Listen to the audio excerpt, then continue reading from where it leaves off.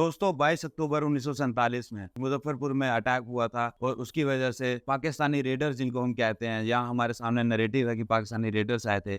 इस बात में कितनी सच्चाई है उसको जानने के लिए हम कर्नल सर के पास आए हैं। हम सबसे पहले जानेंगे कि जो ये भ्रांति है कि 3 दिन तक वो लूट मार करते रहे, लूट मार ना करते तो वो कश्मीर पे अटैक करके कश्मीर को कंट्रोल कर सकते थे। इस बात में कितनी सच्चाई है आज जानेंगे कर्नल सर से। नमस्कार सर। नमस्कार।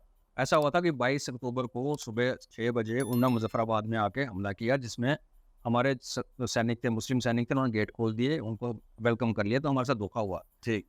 उसके बाद 22 तारीख को पूरा दिन वहाँ जो बटालियन जहाँ जिसके जवान पाकिस्तान से मिल गए थे, उनके हेडक्वार्टर में कर्नल समयाल साहब थे, नारायण सिंह समयाल, और 10-12 लोग और थे। उन्होंने पूरा दिन उनसे लड़ाई की। अच्छा। दोमेल के पुल के साथ, तो वो क्रॉस नहीं कर पाए। ठीक। तो 22 तारीख तो पुल लड़ाई होती रही, और 22 तारीख को जैसे ब्रिगेडियर जिंदा सिंह अपनी फौज लेके 100 बंदे लेके वो चल पड़े उड़ी की तरफ, मुजफ्फराबाद की तरफ।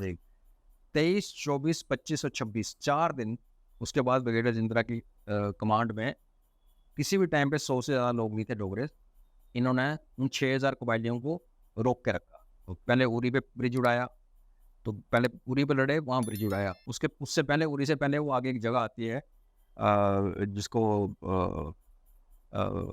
गढ़ी बोलते हैं, बहुत फेमस बैटल है हमारे, उसमें उसका डेस्टिनेशन दिया हुआ है। पहले वहाँ लड़ाई होती है, फिर उरी में होती है, ऐसे करते करते रामपुर में, मोहरा में, और फिर बारामूला के आउटस्कर्ट्स पे। तो 23, 24, 25, 26 4 दिन डोगरा आर्मी ने उनको रोक के रखा। ओके। 27 तारीख की सुबह 6:30 बजे, 5:30 और 6:30 बजे के बीच में पहली गाड़ी पाकिस्तानियों की बारामूला टाउन में एंटर की, जो फर्स्ट हैंड अकाउंट मेरी बुक में रिकॉर्डेड है। ठीक। और 27 तारीख को सुबह 5:30 6:30 के बीच में, 6 बजे मान लो, और 9 बजे 9:30 बजे इंडियन आर्मी लैंड कर गई श्रीनगर एयरपोर्ट पे। दोपहर को इंडियन आर्मी का आमना सामना हो गया बारामूला के आउटस्कर्ट्स पे। ठीक।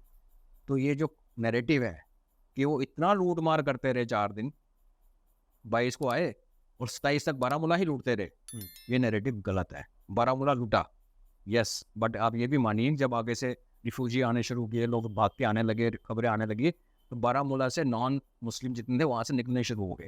ठीक। बारामूला की टोटल पॉपुलेशन सेंसस के हिसाब से 15,000 थी अटैक से पहले।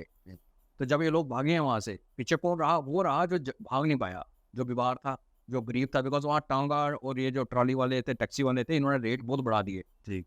या हाँ, कि जहाँ पे 1 रुपया लगता था वहाँ 100 रुपये पर हेड लेने लगे लोग, कहीं नहीं दे पाए। कई लोग बीमार थे, कई लोग अपने पशुओं के प्यार में कि मेरी गाय घर में है, मैं कैसे छोड़ के जाऊँ, जैसे होता है बिल्कुल। वहाँ रह गए। ठीक। तो बारामूला लुटा, लेकिन बारामूला की लुटाई जो है, लूटना पीटना मारना, वो 27 तारीख को ही स्टार्ट हुई है। ठीक। और 27 को इंडियन आर्मी पहुंच गई। उसके बाद जब इंडियन आर्मी थोड़ी पीछे आई, पटन में बिकॉज आगे जगह नहीं थी, और वहाँ स्टेलमेट हो गया, पूरा 7-8 दिन वहाँ लड़ाई होती रही, तो पीछे बारामूला जलता रहा, वहाँ लूटमार होती रही, वो मैं इनकार नहीं करता।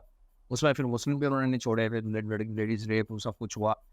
क्रिश्चियंस की ननरी थी, जिसको बोला क्रिश्चियंस का नन्स का रेप हुआ, वो झूठ है, उसका भी फर्स्ट अटैक हमारी बुक में है, कोई रेप नहीं हुआ था, मारा था। ठीक। और कुछ ने कुएं में मार के फेंका था नन्स को, रेप किसी का नहीं हुआ था।